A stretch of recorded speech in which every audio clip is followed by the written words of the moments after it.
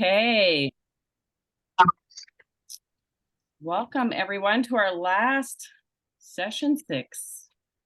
Yeah, we just keep getting together Sunday mornings for hashing it out.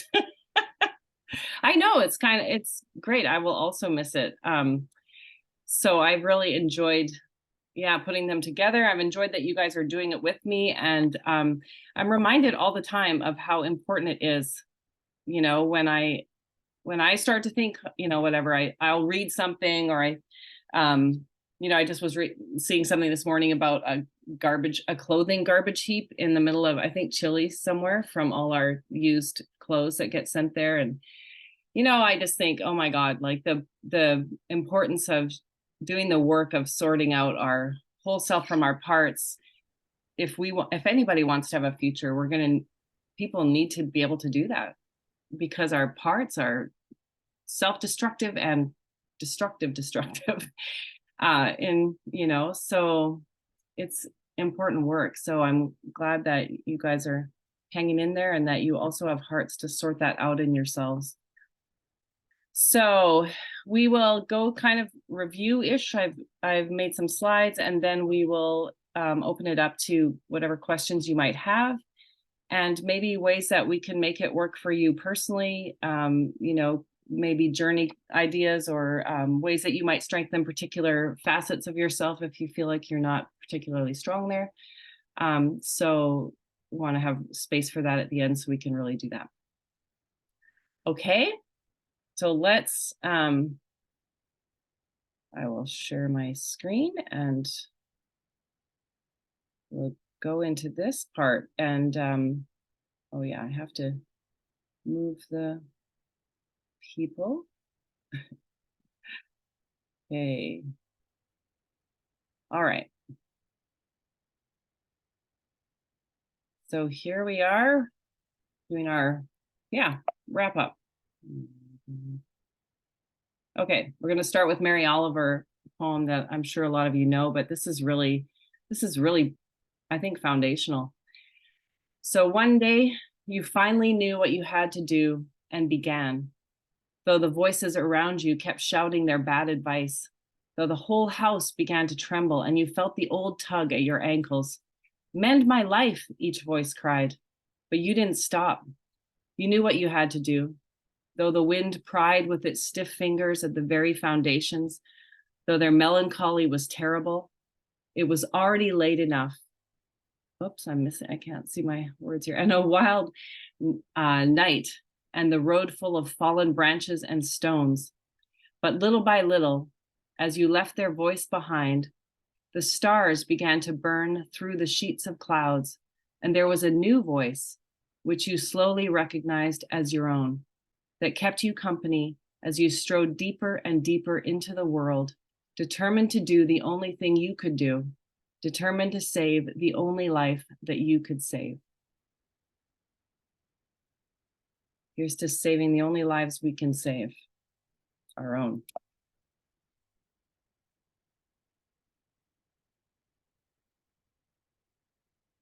Assuming your conscious personality, who you think you are, is all that you are, is like owning a mansion and only living in a few of the rooms. You are more than you had to become. This process, I think of that, it's becoming larger. It's more of us available to meet the world, to live our lives. So here's what we're really doing: unraveling ourselves. We are, I think of that like this process starts feeling, we're like a ball of twine that's all tangled, and we don't know who's who. And so this process is slowly untangling. And there is no fast way to do that, unfortunately. It just takes trial and error, and learning to hear, and asking ourselves, who is that? Who is speaking right now? And learning to discern, is that my whole self or my parts? Getting help with that if we need it. That's the process, untangling ourselves. Something else I wanted to kind of bring in this time is something called your window of tolerance. So this is how I think of this, is that we start out fairly empty, and life continues to pour into us, and we get pretty full with our own experiences. And so eventually we only have a little bit of space left in our container with which to take in new experiences and new information, which is often why everything that's in the inside of the circle is bubbling over. And we're wondering why we're triggered so easily or why this is happening. It's because our container is really full. And so doing the healing work helps us unpack and take out things from our container so that we have more capacity to meet the world. That's our resilience. But if you notice that you think, oh, I don't even know why that bothered me, I seem to really have reacted, it's probably because your container is really full. And so it doesn't take a lot to put it over the top. So we have to do the work of taking things out, like the backpack we drag behind us. We have to take things out. We have to look at them. We have to integrate. We have to metabolize our old stories, our old feelings. That's how we empty the container so that there is just more of us. And we're able to be, when things happen, we're able to hold it differently without spilling over. I think that's the point of doing the work. Stuff's still going to happen, but what we want to do is increase our ability to meet it and to be with those things. So here's an image I've been talking to people, if we've had this in our sessions for any of you. Anyway, this is kind of my thought around it. So you get a knock at the door. Someone on the street knocks your door, otherwise known as a trigger. And our lovely, manager, butler self chooses, is maybe our first line of defense often for us as our manager selves. And I kind of wanted to talk about how when that thing gets pulled, I like the image of, the string is attached to that, but the bell is actually dingling in the basement. So whenever stuff is happening to us, and what's actually happening is that one of us that's in pain, that's stuck in the basement, that's carrying the actual wounds, that's who's being triggered. So you can wonder, why is this a big deal for me? For instance, when I have 6 kids, I don't know if we've talked about that, but I have 5 boys and 1 girl. And when I had my 4th son, it had been building the whole time. But when I had my 4th son, it was particularly traumatic for me. And people would say, why aren't you happy that you have 4 healthy kids? And I think, yes, logically that makes sense. But for me, it was a big deal because that thing that was happening on the surface was actually, the bell was ringing in the basement of my own trauma, of what I needed a girl to do for me, to be for me, so that she could be what I couldn't be and get the approval that I had always wanted.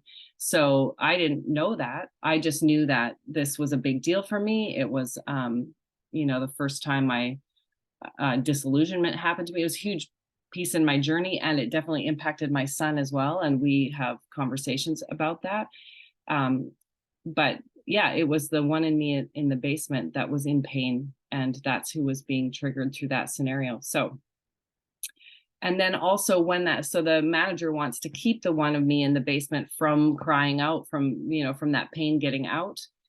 And then the firefighter is who's dousing the flames when the pain does get out.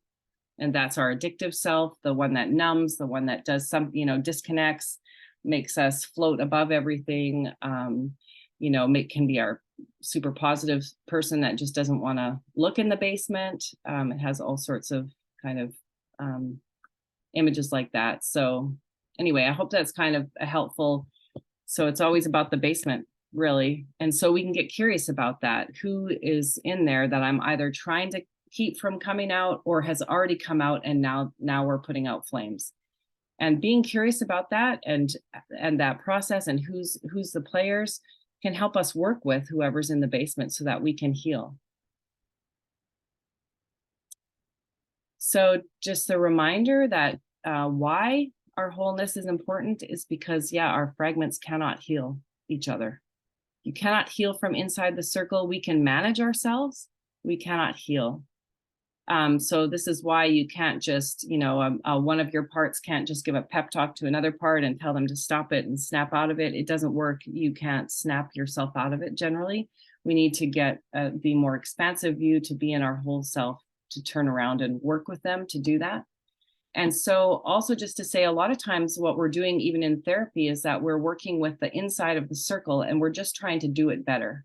We're trying to help ourselves manage better. We're trying to take the firefighters down a notch, but we're still inside the circle. And again, that's a limited strategy at best. It can do something in a crisis when we need it to, but it's still not living outside of that.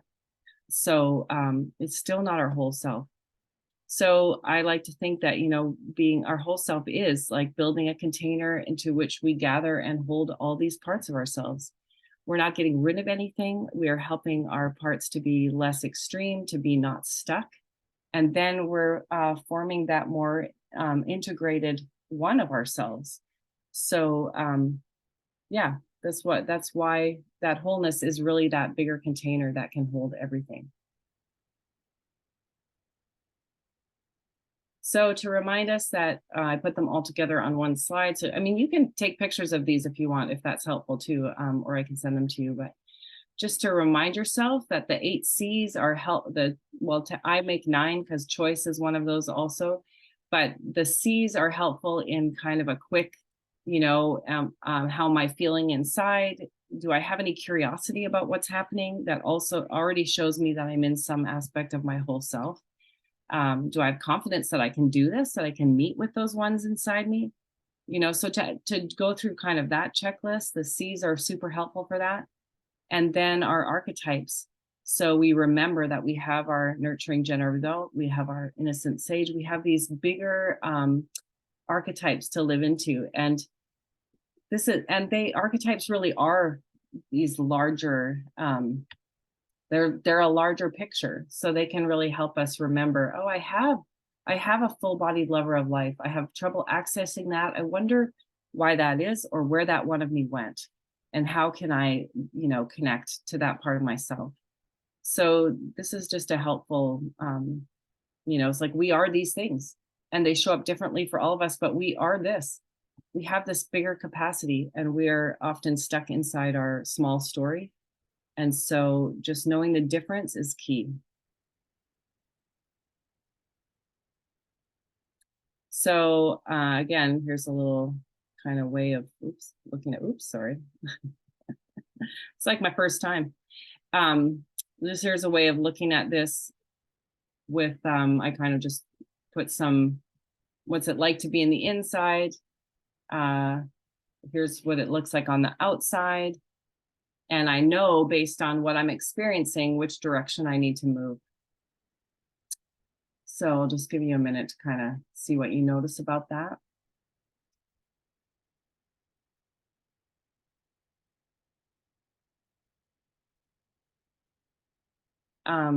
Yeah, so being in the inside, we have our constant looping stories, our spirals. That's a really great indicator that we're inside there. Our need to rescue ourselves or others. Our wounded children are in here, our shadow. So yeah, whatever you can do to help yourself know the difference of these two places. There's something also in that larger outside the circle where we really are that open-hearted being. We are able to tell ourselves the truth and to others the truth. We have choice about how we show up in the world. It's a place of our soul, of our sacred dance, our larger story of mystery, of our lover of life, a place of healthy boundaries. So whatever you can do to help yourself know where you are.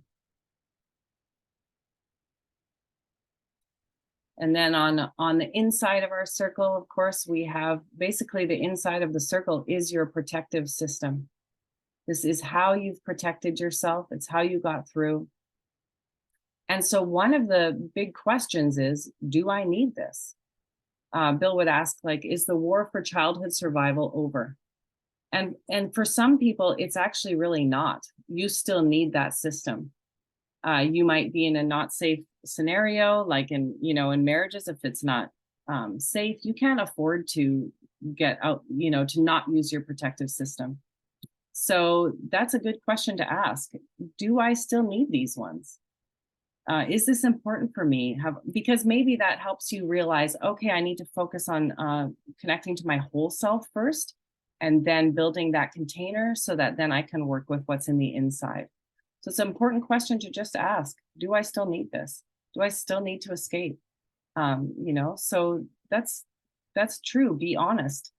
And so there's something I've said to my own parts as I've worked with, okay, I want to be on the outside of the circle. I want to work with these insides, but I have said to them, if ever I drop the ball and I am not showing up for my wounded children, I'm putting myself in a dangerous scenario, I invite you to step in and do what we've always done. If I need that strategy and I'm not being aware, then go ahead and do it. So you can, because ultimately we're after the same, it's a protective system. My system wants to protect my wounded parts. So do I. So I want to give them permission. If I'm not going to do it in a conscious way, they can feel free to step in and do that. And then I will work at being more in my whole self and creating that container so that I can actually do it. But the goal is the same. I also want to protect the wounded parts of me and, have made that commitment to my young self that I will be, aware. I won't put her in places where she will be wounded when I'm not showing up as a healthy adult.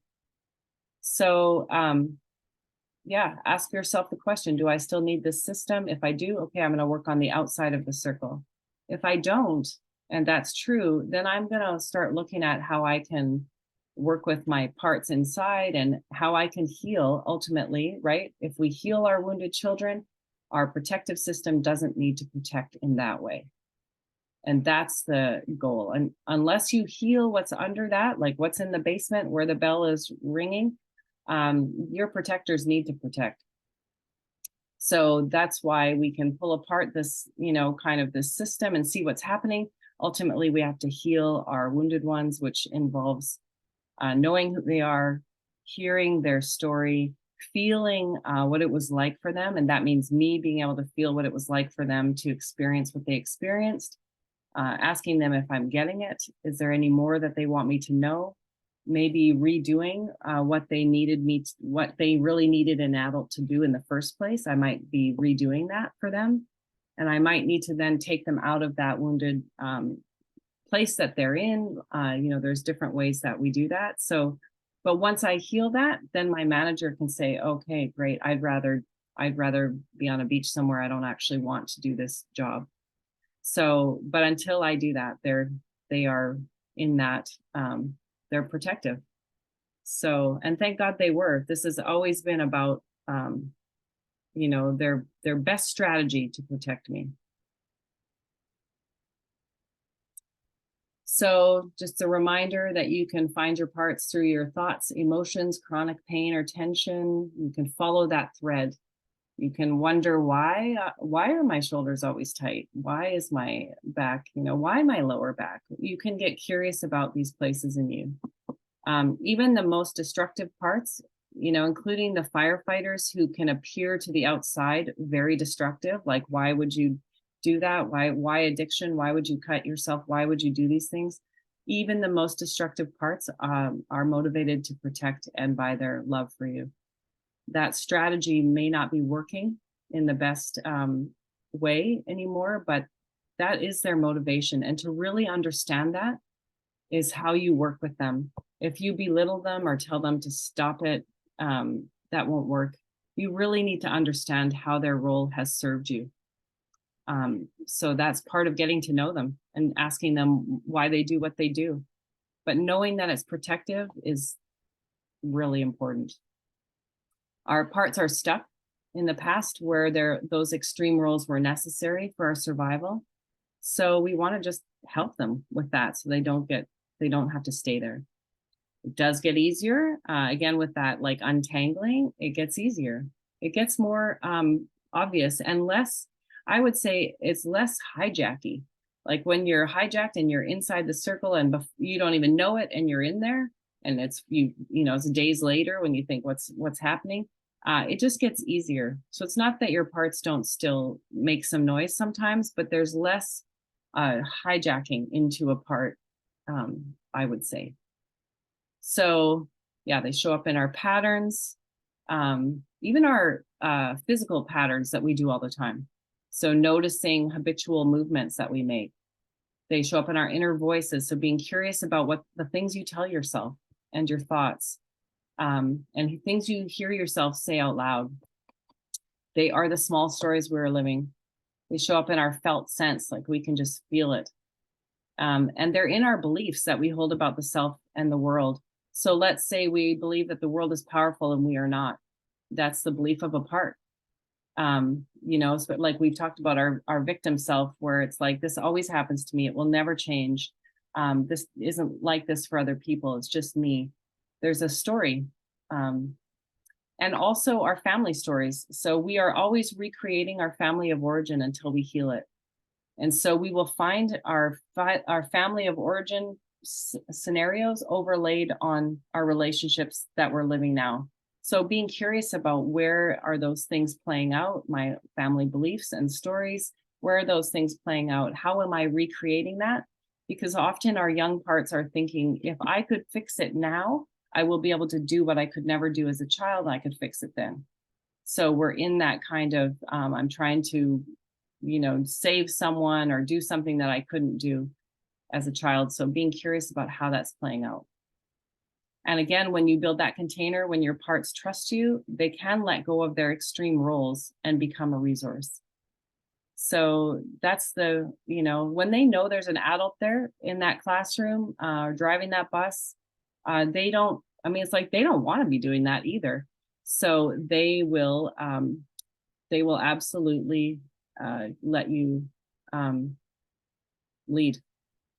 And you can say that. You can, knowing that you're working with them, you can say, I get that there's something happening right here. I just want to invite you to step back and let me lead. I do that in sessions. If I notice some of my parts starting to get like, oh my God, I need to do something here or better help this person, I can just invite my parts to step back and to let me lead. And it doesn't have to be a big, I don't have to tell somebody, I'll call you back in 5 minutes. I just have to resource myself. It can be actually just really fast, just noticing that somebody's gotten a little bit activated and then recognizing there's a reason for that, asking them to step back and trusting you to lead because you have a relationship with them already. And then afterwards going and, it's like going and checking on them and saying, just want to see how things are. Is there something I need to know about what happened there? So it's relational. Again, it's a relational model. You are building a relationship with yourself and changing the dynamics in there. So it takes some time, but they will trust you as you build that relationship. So to keep in mind, we are integrating, not getting rid of anything. We're inviting to the table. We are taking, looking at that classroom at all the players. We aren't getting rid of anybody. These are all valuable parts of who you are. And they're just stuck and extreme. And they're trying to let you know something. That one in the basement is trying to get you to hear it. It's not trying to ruin your life. It just wants you to know it's there and it's in pain and it needs somebody to do something. So we just want to, of course, why wouldn't we want to meet that one and say, sweetheart, how can I help you? So again, the goal is wholeness, not perfection. So we are not going to do this perfectly. And we are going to recognize after the fact that was our wounded child speaking or our inner critic and it went attack some people. We are going to do that. And so again, recognizing that, giving yourself the, oh, sweetheart, I see what happened there. The goal is our wholeness, not to be perfect. That's a part who wants to be perfect, by the way, FYI. It can also be fun. You can enjoy yourself. Remember that our East facet can poke fun at us, can say, oh, there we go again. That makes total sense. Of course we would do that. It has a trickster quality. It can really laugh at what we're doing. So if you get too serious and bogged down in it, you want to do some more East work and realize that this is the journey. This is it. We are recovering. We are remembering who we are. It's the journey of everybody. It wasn't supposed to happen. It wasn't supposed to be that you didn't get wounded so that you would have never had to be doing this and sitting here with me for 6 Sundays in a row. This is always meant to happen. We were always meant to go on this inner journey and discover ourselves. And even if we think we had really great parents, doesn't matter. We are still designed to have places where people dropped the ball and we were wounded. That's part of the human journey, is becoming more fully ourselves. And this is how we do it. We find out, what's what in there. Also, to remember, you are wired to heal. There is something in you that is moving you in this direction to be more, to be fuller, to be larger. And you can trust it. So just remember that there is, there is these capacities, there is your soul, there is this larger story. There's the world itself that longs for you to be your full self. Because if you show up as your full self, that impacts the world, just like cedar being fully cedar, hummingbird being fully hummingbird, you being fully yourself impacts the world around you. And to remind you, there are no bad emotions. One of the things we are really not so skilled at is working with our emotions. And so that's going to be, I would guess, a task for all of us to be more in our self wholeness. We're going to have to learn how to work with all of our emotions. So recognizing which ones you're okay with and which ones you aren't, and where there might be some work there. That's going to be important. And that your body tells your story. So listen to it, see, be curious, see if you can recognize that you either do live in your body or you don't, and how you might make steps to get in there. And maybe for some of us who haven't been very embodied, we want to do practices like a dance practice, or we want to learn how to move in our body more. And so we do that. We look at ways that we could be more comfortable in our own skin. So that's important. If you don't transform your pain, you will transmit it. That's just true. Hurt people. So, and again, our whole self can hold that we were at a place that we were at, and that people were wounded in the process. And we can have the capacity to turn towards the people that we've hurt and to hold ourselves. It doesn't have to be an either or, it's a both and, because we have paradox. So we can hold, I'm so sorry that I did that you didn't get what you needed from me. And I can have compassion for myself, that I was where I was at and living out of my wounded parts. That's both are true. So remember that you can hold both. Your parts would say it's only my experience or theirs, and then we have to either defend ours or make it all about the other person. And wholeness has a different way of working with that. It's both and. Always lead with your curiosity. So if you can get curious about why you do what you do, how you're showing up, what it is you've told yourself all these years about why it's important that you are like that, or I just need to have certain things a certain way, or this is how I do things. Can you be curious about the ways that we've put ourselves together that we think, oh, that's just me. I am that way. Let's be curious. Like, am I really? Or is that part of my survival strategy? Is that who I've had to become? And is there more? And I'm telling you, there is, for sure. And that we really do design ourselves to be pretty far away from who we actually are, because holding that larger story of ourselves scares our parts. And so they would rather it's like, don't look over there, just be this. And your soul would say, let's look over there. There's way more that we're here to do and to be. And our unresolved stuff is playing out in the present. It's in our relationships, it's in how we're showing up, it's in our limitations. It is being played out. And so healing those wounded ones is key. Integrating them, bringing them up from the basement, that's key. Here's a quote from a Jungian, individuation, which is probably the Jungian word for this same kind of work, becoming more fully yourself, is the slow process of tuning into your authentic self. It takes a lifetime. It requires you to stay open to life so that with each blow or disappointment or mistake, you befriend some new part of yourself that had been unknown or despised by you before. If you go through life tending to your authentic voice and making it your job to learn and accept as much about yourself as you can, you generally wind up being one of those older people who are happy and wise, rather than an older person who is bitter and small-minded. So again, to be our larger, that's what true elders, I think, embody, is that they've metabolized their own story. They've done the work of integrating that, and they've become this larger container. My thinking of that too is that if I want, the more I work like the window of tolerance, the more I empty out my own container of all of that stuff that needed to be integrated, the more space I have to hold your story, to hold you inside me. I can take you in, which people can feel that there's more space inside us to hold other people. If I'm full up with my own undigested material, there isn't room for you. There's not room for anything. I can't take things in. I can't be that larger person. And then as I age, I'm going to have to actually batten down the hatches even more. I'm going to have to get more defended about that, because now I've really got to protect it. So I will have even less space to hold. So my belief is that I'm assuming yours too, is that we want to be larger. We want to have more capacity, not less. We want to feel more, not less. So here's where we're going to end with this poem, My Hope for You. This is Derek Walcott.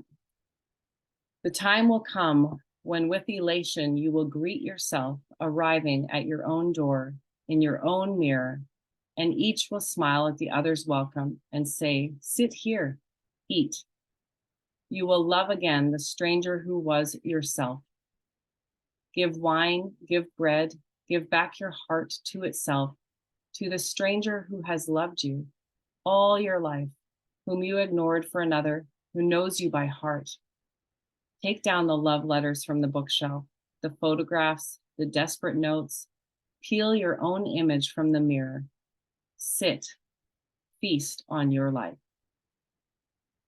So I hope that through all of this, becomes It All Belongs. Richard Rohr has the book of that title, and I always love that everything belongs. You're in the inside of the circle, the outside, it all belongs. It's all part of it, and you get to feast on the whole thing. And it is all food for the journey. It only trips you up if it stays in there undigested, and you never gets to feed you or other people. That's the only downside of it, but it all belongs, and it's all food for the journey, and you get to metabolize it and become that larger person. And it's a beautiful invitation. So feast on your own life, everything, it all belongs. It all makes you you. It's, some may be extreme and stuck, but it all belongs. So I'm just going to stop my share here, and we have a fair amount of time for some questions or reflections. Anything you want for your own, deepening. Feel free to unmute yourself and hop on. Becky, can you give an example of a part that has a healed job? So if our parts heal, right, and then they take on a new role, can you give an example of when they're in their old role and then when they're in their new?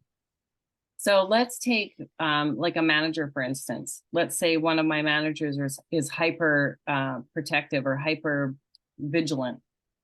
Mm-hmm. Then maybe as that one becomes less, it doesn't need to stay in that, oh my God, I'm constantly searching for danger mode. So it can relax. Then maybe it becomes more part of my instinctual system that says, don't go down that dark alley. That's unwise. Right. And so I feel like it just becomes also more integrated. Mm-hmm. So then, yeah, now I'm maybe more in touch with my actual instincts instead of that outer layer of just being hyper vigilant, because then I'm seeing danger everywhere, whether that's true or not. But then I can become more like just wise. Is that, should I put myself in that situation? Is that somewhere I should go? Maybe that's not a great space for me. Like it would have a more discerning quality, less vigilant. Does that make sense? It does. Yeah, thanks. And you could take like wounded children, same idea. Like if our child, if what if our child self could also be our zest for life, our the capacity to take everything in and taste it and to be so full of wonder, which I mean, that is the child self, right? So taking it out of the place of pain and letting it just be, oh my God, I love this life. That would be a different role for that one also.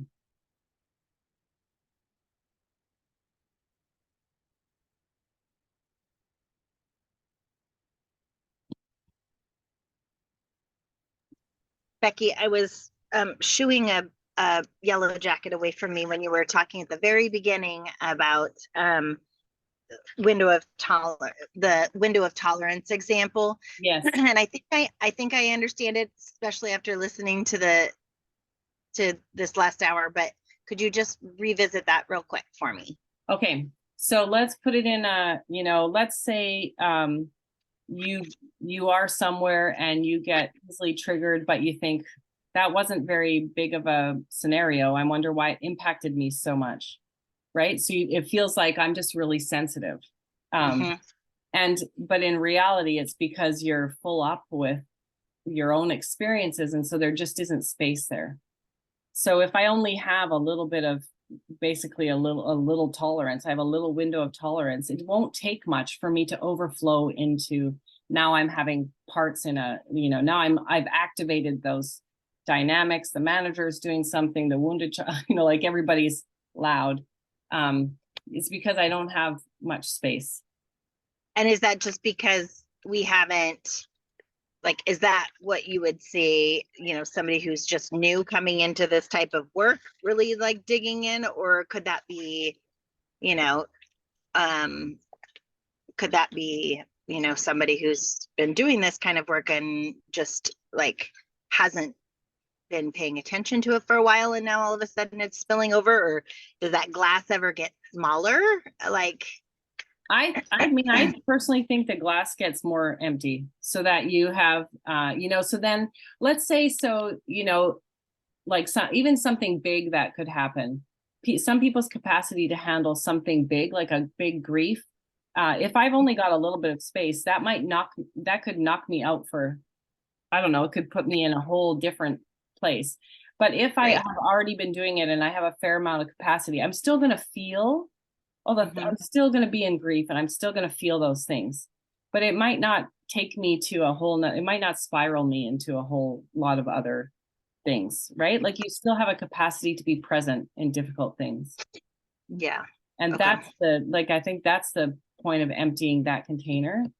And I think as we, like, especially I think we would see that as we age, like, and we're just like full up of all the, like all these things that have happened and we've never metabolized any of them. And so then we get more prickly and more like, now you can hardly take someone out of their house without them being reactive, or right, like you just become less, your ability to take in more of the world, it's almost like then I need blinders and I can't allow pain or anything that, like, I just can't even look at it. It's like I can't even, so I'm going to avoid anybody who's in any kind of pain or any kind of anything. I'm going to need to just, that could even be me being like happy all the time and making sure that I don't, I tell myself the past is in the past, I don't need to look at that. But it could all be coming from me being full up and not able to take any more. So I can't take any more from me or from you. So I have to just, close down the, put my blinders on. put the lid on the container. Yeah. Just power through. Don't Thank let you. anything touch you. Thank you. You're welcome. Yeah. Like it, it's kind of probably counterintuitive that, what I'm advocating for is becoming more able to feel rather than less, like it's like, why would you want that? Why would I want to feel more grief? Because we actually can. And because if I cut off the grief, I have to cut off the joy, and I have to limit everything. But if I can be present to, if I can open that container, I get to feel all of it way more, which, James Hollis would say, at the very least, it will make your life more interesting. So, it's like, why do it? Well, there's more meaning. There's more, it's more interesting. We get to meet on Sunday mornings and talk about it. It's, yeah, go ahead. I was going to say, you mentioned Hollis. I had just finished reading his, I think it's Life of Meaning, like a week ago, which was, I sent you an email about it. It was incredibly resonant with both this and the last bunch of years of my life. But I love how he talks about the really, I mean, as you're going through all this, everything should lead to a larger and larger story. And even your failures, as long as they're leading to larger stories, that you're going in the right direction. And he had a really cool analogy about likening that our lives to that of like crustaceans, like hard-shelled creatures, that if it doesn't shed its shell every year, it will die inside. It's too constrictive. And so you need to actually continue to shed the shell of kind of the false self and continue to live into a bigger and bigger story. It just resonated with me. Yeah. I mean, heck, if you're a crab, a hermit crab, you need to be like that. Sorry, this one's too small. I need a and acknowledges that in that transition period, sort of that in between, that crossing of that threshold, or that we're potentially a little more vulnerable, and being aware of that and having grace with yourself around. Yes. That, I'm shedding this, or I'm integrating this part, and during that phase that we may be a little more vulnerable in general because we're opening ourselves. Yes. And you might be having a conversation with your parts around, I get that this is risky. I get what I'm saying here is that we're going to take in more of the world, not less. And I get that that has not been our strategy. I get it. And that's a risk. You're right. I could be rejected. You're right. That could happen. I could look stupid. That's totally true. That could happen. And here's some resources I have in case that does happen. I can get help if I need to. I can handle some rejection. I couldn't, but now I can. It's like you're having that conversation because, I'm shedding that skin. I'm now vulnerable to the things I was avoiding. In that kind of image of like, now I'm not going to just avoid the flames. I'm going to go into them. And your parts are like, you're going to do what? Like, the fuck? Like, why would you do that? Well, because I want to live the biggest life I can live. Well, I don't know. It was really helpful just for him to, I don't know. It sounds incredibly simplistic, and yet it really resonates that in any given situation, is what I'm doing, is what I'm carrying on, leading me to live into more experience, more feeling, more story, larger, or is it narrowing and smaller? Because if you're going smaller, you're in parts. Yes. If you're going larger, you're living into wholeness. And soul and the capital S self. Yes. So. Yes, exactly. More emotions, not less. People would say to me often, I didn't cry until I met you. And I would say, you're welcome. But because we're always like, we always think we're supposed to somehow not do that, but we're actually, it's like I want to be more tender, more impacted by the world around me, more impacted by other people, and more, more willing to feel. There's a risk to that. Yeah, So, yeah, go ahead.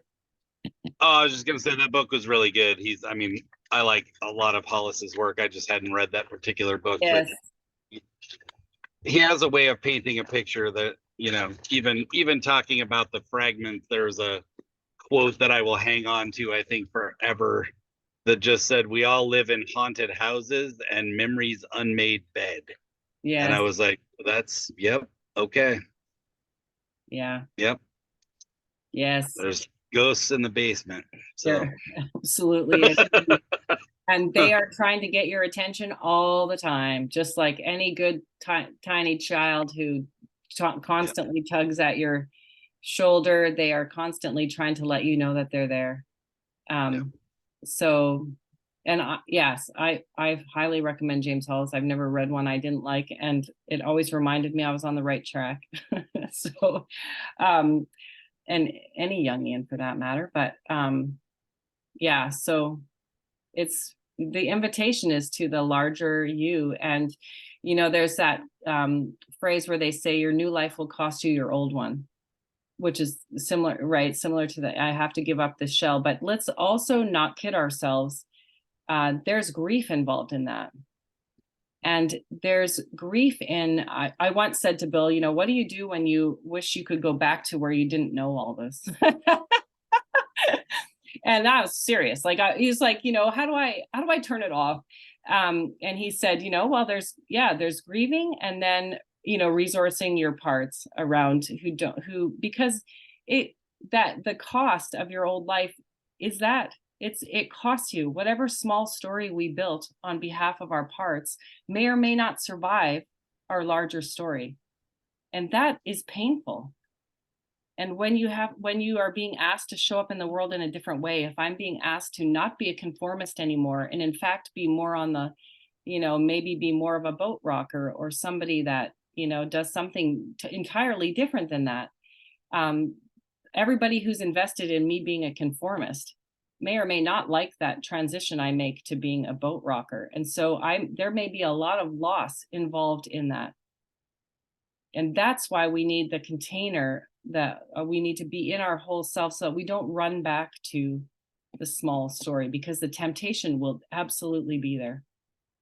And so sometimes we need help for that. We need somebody to hold our, it's like, don't let me run back. I sense myself retreating into safety and security, because that, just speaking for myself, that's a huge draw. And there's something so safe about the small story, even though it's limiting. It's like, well, I know how to be in here. I know how to live in this one tiny room with ghosts in the basement. Like, I know how to do it. It may be uncomfortable, and we may have some outbursts, and there's some things, but I know where the fridge is. I know how to live in here. Like, I know how to do this. I don't know how to live on another house totally, or down the street. I don't know how to do that. So your parts would want to remind you that it's not worth the risk. And how can we do this and still maintain our old story? It doesn't work that way. It's a new skin required. It's a new house. It's a new version of you. And if you get good at that dying process, you will know the next time it comes around and it's time to do another layer of expanding, you'll at least be more familiar with it. Less resistance probably, and more, I know it's, it's still painful, but I'm willing to expand. So it's a process. That life, death, life principle is with us our whole lives, and we get to die to previous versions more than one time. So yeah, you are deeper and richer than you imagine yourself to be, and have more capacity to handle being outside that small house than you think. But your parts would remind you it's dangerous out there and not worth the risk. So you just say, thank you so much for letting me know that. And I'm still going to head out there.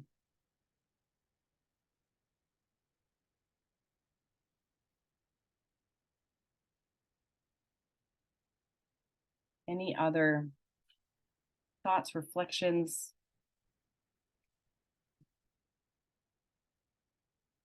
Any facets you particularly want to develop or see yourself in? Any questions about those kind of things also? I'd say with as far as what I want to develop, one of my weak points has been to, as I'm changing the person or getting to know the person that I am, is to stay compassionate toward those around me, because it's like you said, in the pain and the grieving, it's so easy to lash out or just to be inconsiderate of others. So that this is to look at the a couple screenshots I took a picture of here. Say, okay, well, there's a lot built into those screens with the whole self versus the fragmented self, and yeah. So to me, it's a big challenge, because I'm not. I guess I wouldn't see myself as a. I can be quite hard on myself and others. And it's like, damn it, this is what you should do. So you just do it, like suck it up, that type of thing. And it's like, I'm sure none of you can relate to that, but it's good. It's a good reminder for me, especially this last session, good reminder that especially those 8 or 9 C's is, oh my gosh, if I can keep those in my scope of my life, and it's like, wow, that can actually make my transition much easier into a more wholesome person. Mm-hmm. So I'm very thankful for these sessions, Becky. It's been incredible. I'm glad. Yeah, and I'd be curious too, like use your curiosity then to say who's feeling particularly threatened, and their way of meeting that is to come out at, like somebody in me, that could be the firefighter, or the, it's like, so know that some things happen in the basement and everybody's like, we're in our, somebody feels threatened, somebody, and so you just tell them, I get it. I get that this is tough. This is threatening. Our way of, previously being in the world is being shifted. I get that that's risky, and we're going to, we're going to be curious and compassionate. It's like taking the classroom, and I get that it's been unruly in here. And we're making some changes. So yeah, be curious about ourselves and who's getting vocal, and just know they have a reason for that.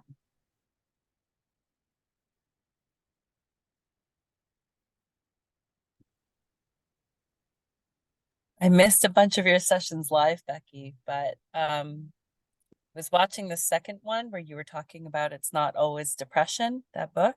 Mm-hmm. And it really resonated with me, because I was thinking about a lot of the stuff I have to undo is trying to numb feelings that I thought were bad, right? Like anger and sadness. And it really was a light bulb moment for me when I was looking at that slide, and I go, oh, I didn't know that anger was a healthy feeling. I've been spending decades trying to suppress it. So it's a really interesting journey for me to, it's a very scary space for me right now. And I find that I'm totally immersed in a part, and I feel like a bamboo steamer, like the steam is wanting to come out, but I don't want to lift the lid up, because it just feels like it's so overwhelming to try to create a safe space. And I'm curious if you have I don't know, like concrete practices. I mean, you did mention some of the previous slides, but I was thinking, oh my God, what if you're just even so your previous slides from this session also feel so overwhelming? Yeah, I'm just really curious about those of us who are at a point in life that are so back early in the journey, and lost in parts. Yeah. Okay, so one is to say, to just recognizing that is a big, right? I'm here inside the circle, so that's really part of it, right? So that then you know how to move yourself out. or to get help to move yourself out. And then remind yourself, I am more than this. I may have lost touch with my whole self right now, but I am more than this. And so where is it? And invite, where's my healthy adult? I know you're in here. So, and then remind yourself of some times where you've actually been in the healthy adult and you know it. Remind yourself how that feels in your body, how to, it's like, how do I shift back outside the circle? That's part of it. And then I'd also suggest, like, so one of my practices for anger in particular is to go for a walk as your angry self and really feel into it. And, I did some, I remember at one of my bodywork trainings, I had particularly got in touch with my angry self. I think it was the same one I talked about in my passive aggressive revelation. The next day I was so angry. And we would do these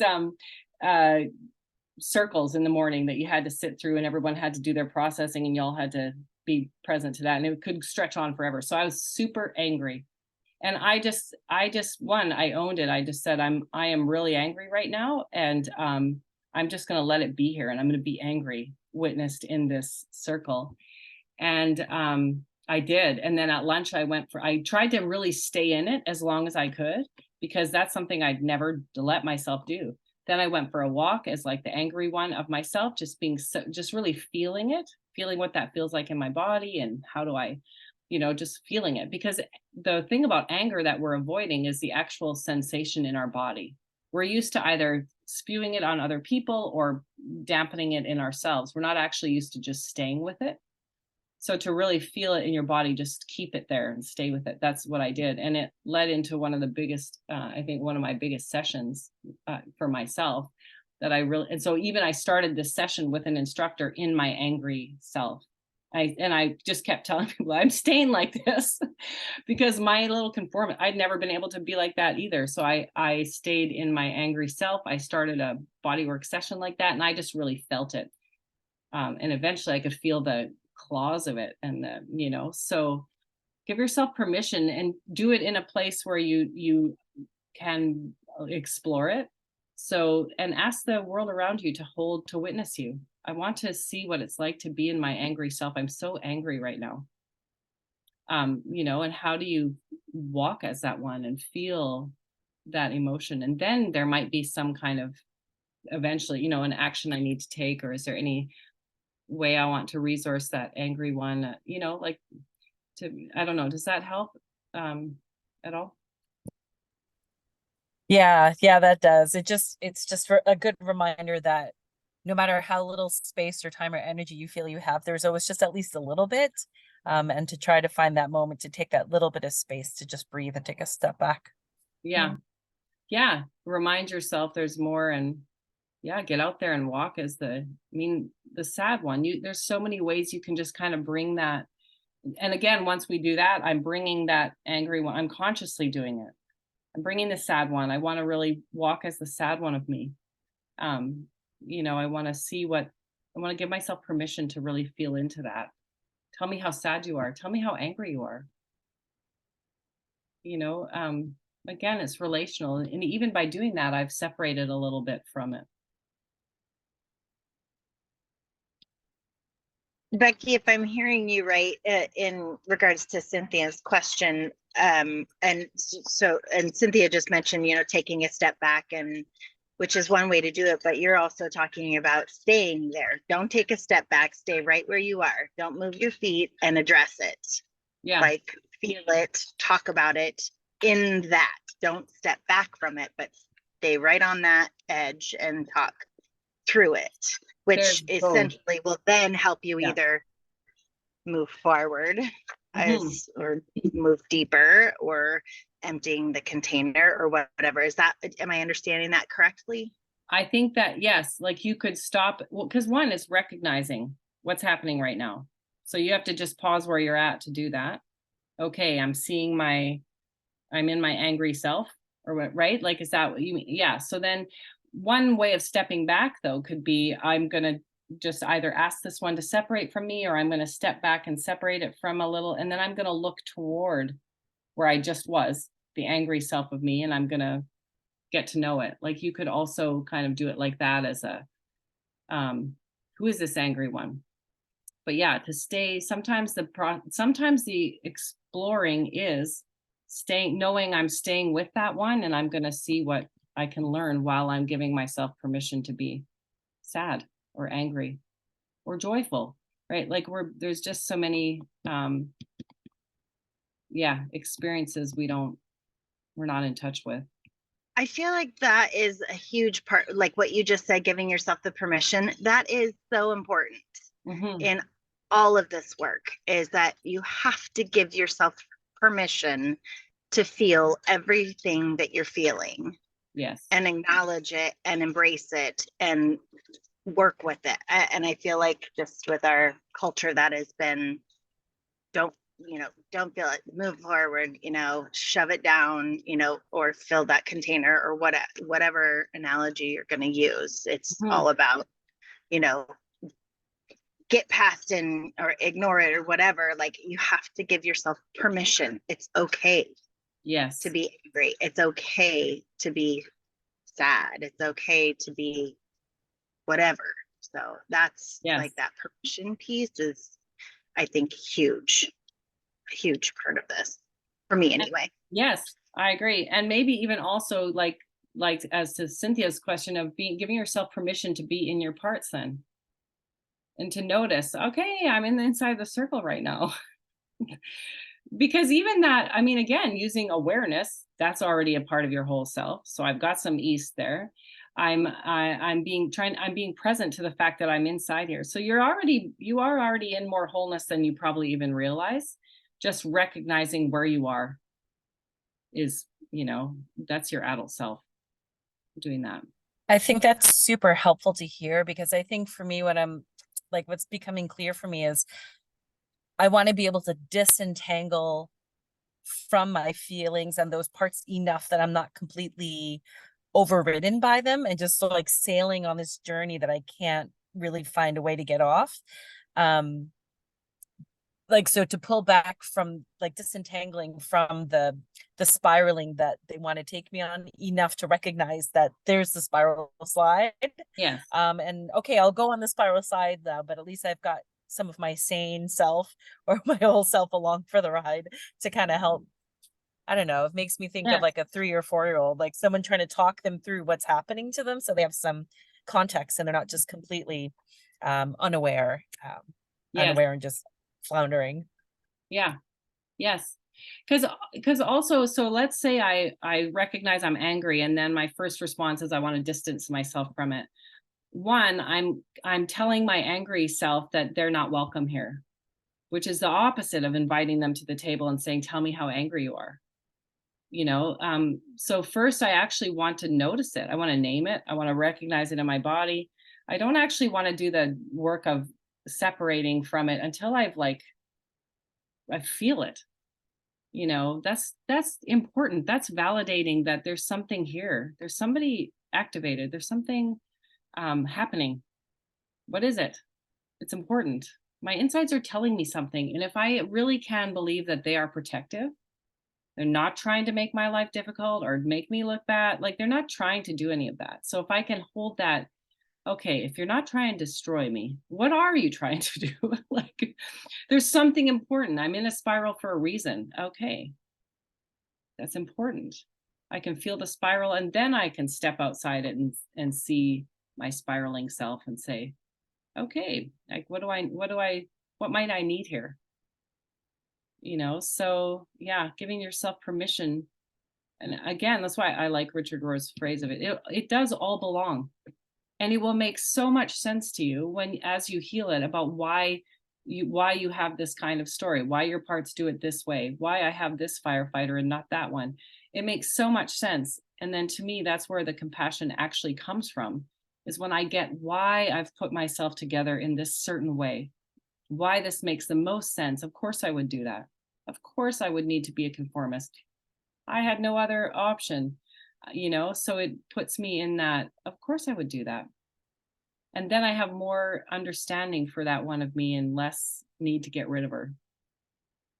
And more of a, oh, she's been activated. That's interesting. I wonder what that's about. Becky, what's the name of the Roar book you keep referring to?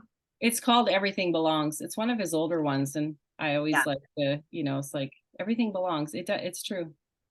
Mhm. So we're out of time here, but if anyone needs to go, they feel free to. And I mean, I don't mind staying for a few minutes if you do have any more questions or anyone else wants to add anything.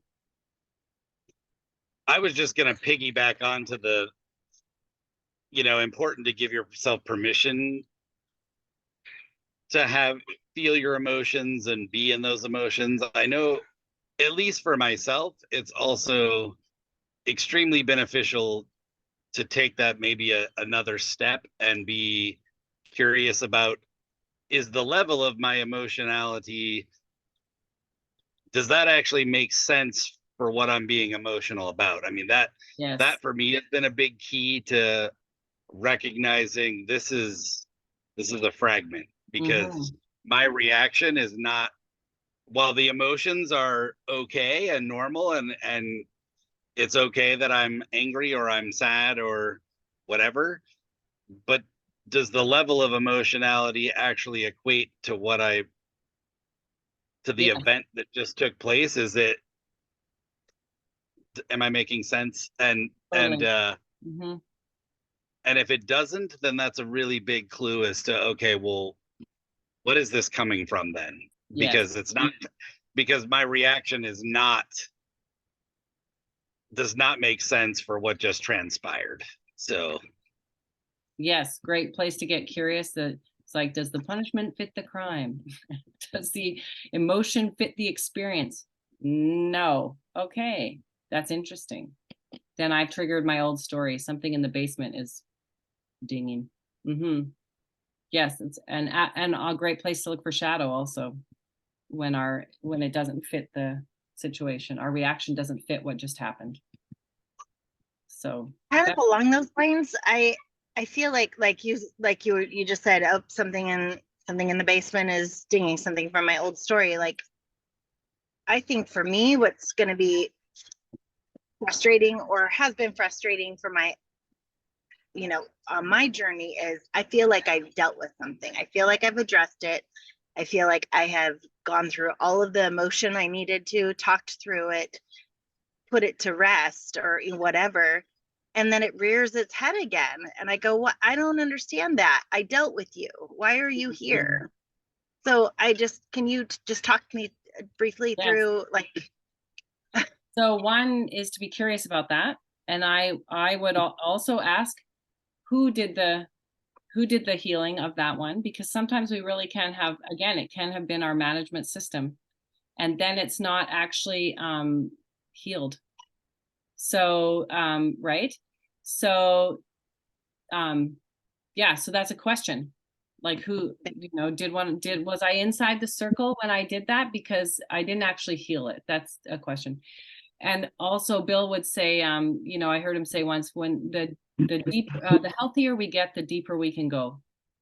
So it's not always that we are, that we didn't do some of that work, but that we are revisiting it with more capacity, more wholeness. We can do a deeper work. And so perhaps we never actually got to the basement of that.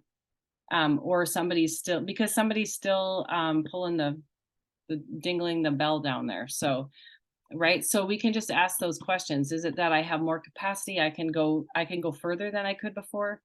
And or who do I think in me did the work? Is it because we all have strong fixer parts, and their goal is to fix, and a fixer cannot heal. So so we get curious about that. But yeah, we're not always, I don't know that we lose ground or that we don't, we're just going to some places deeper.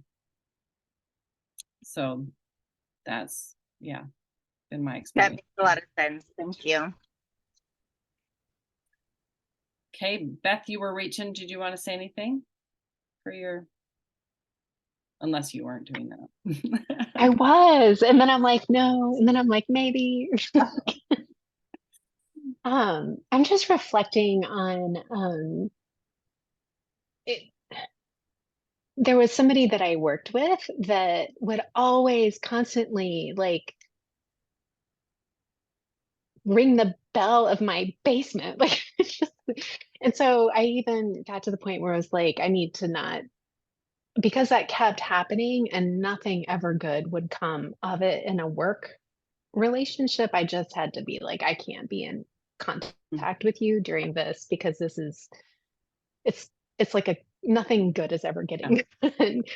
So I just wonder if you would, and then just was reflecting on, I started to ask, like, could you reflect on that for a little bit? And then just I began to reflect on it while listening and hearing, like, Karen, some of the things you were saying. I'm like, oh yeah. In my work with, because it was a part of my own self that kept getting triggered, right? And I saw that part in this coworker. Yeah. And I wasn't ready to deal with my own part that I could also see in that coworker. And as I've gone deeper, I've been able to be in conversation in like workspace with this person, but it's limited. And I guess I can kind of liken that to like as I go deeper, my capacity to handle that part of myself also has capacity to handle interactions with that other person. Does Yeah. that seem Yes. And as you heal it in yourself, that person potentially won't bother you either. right? Right. Right. I really look forward to that day. Yeah. Yeah. Yes. And I mean, maybe they still will, but it's less chargy. Like it's less of a charge Right. with people that once you do your own inner work, you can just kind of see them as, you might still find them Yeah. annoying, but it's going to be less triggery for you. And Yeah. sometimes there can be a dynamic where, yeah, it rings the bell in the basement. And so your manager, butler self in that image tries to do for that other person who you also recognize has a wounded one in the basement, tries to fix it outside. It's like, if I can, that's where the critical parent kind of thing is, right? Like if I could make you stay safe, I'll do something for this one in my basement. It's like, and again, these aren't logical beings. It doesn't have to make sense. It's like they just go, oh, that's the same problem. I need to do something with that. And if I do that successfully, it will fix this. If I stop the Yeah. crying over there, but it won't.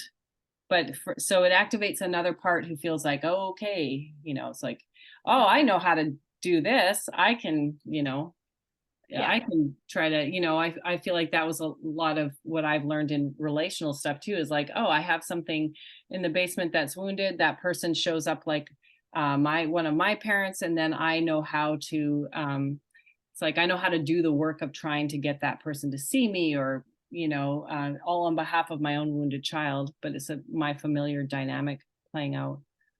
So yeah, they trigger that Right. dynamic, and then Yeah. you try to, it's like, I will heal it here, and by proxy fix that Right. guy. Yeah. And I think what I realized, I realized that was happening, and I was like, I don't need to do Hmm. my work with this person. I need to do my work with my person. And so just sort of, here's some boundaries.